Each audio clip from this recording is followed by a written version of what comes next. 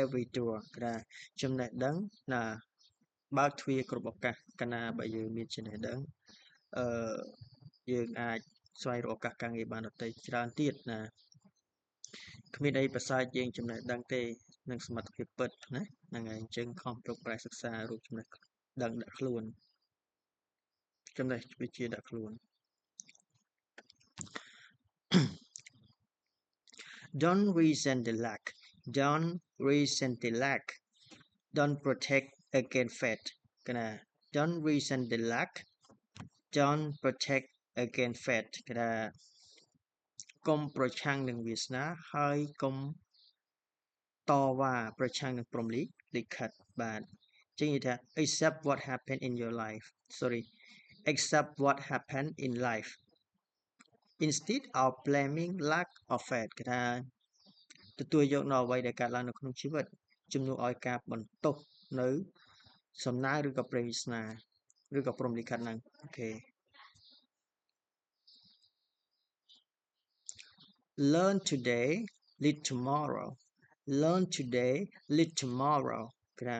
រៀនថ្ងៃនេះដឹកនាំថ្ងៃស្អែករៀនថ្ងៃនេះដឹកនាំនៅថ្ងៃស្អែករៀនថ្ងៃនេះហ្នឹងដឹកនាំថ្ងៃស្អែកដឹកនាំមិនមែនសំដៅទៅលើការដឹកនាំអ្នកដឹកនាំធំអីទេណាដំបូងឡើយយើងរៀនដឹកនាំខ្លួនឯងកាលណាយើងរៀនដឹកនាំខ្លួនឯងបានល្អហើយដល់ពេលដែលយើងមានគ្រួសារយើងដឹកនាំគ្រួសារដឹកនាំគ្រួសារហើយដល់កាលណាយើងមានគ្រួសារហើយយើងមានស្ថាប័នអាជីវកម្មទៅដឹកនាំអាជីវកម្មទៀតដំបូងឡើយគឺយើងផ្ដើមចេញពីខ្លួនយើងណា lead tomorrow អញ្ចឹងរៀនថ្ងៃនេះថ្ងៃស្អែកខ្លាចជាអ្នកដឹកនាំនេះទៅណា lead tomorrow ណាដឹកនាំថ្ងៃស្អែក Never give up on something you really want. Never give up on something you really want. គឺថាកុំបោះបង់នៅអ្វីដែលអ្នកពិតជាចង់បានណា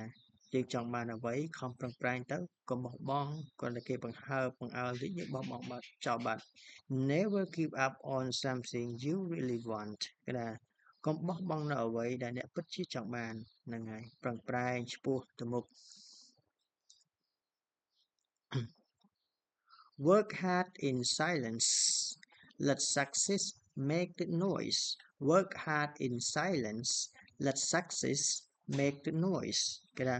ខិតខំធ្វើការដោយស្ងៀមស្ងាត់ហើយឲ្យភាពជោគជ័យនិយាយជំនួសអ្នកហ្នឹងហើយខិតខំធ្វើការដោយស្ងៀមស្ងាត់ហើយបាទហើយឲ្យភាពជោគជ័យនិយាយជំនួសអ្នកហ្នឹងហើយ Work hard in silence. Let success make the noise.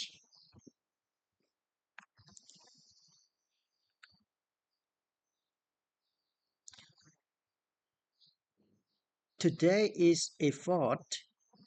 tomorrow achievements. ការខិតខំប្រឹងប្រែងថ្ងៃនេះ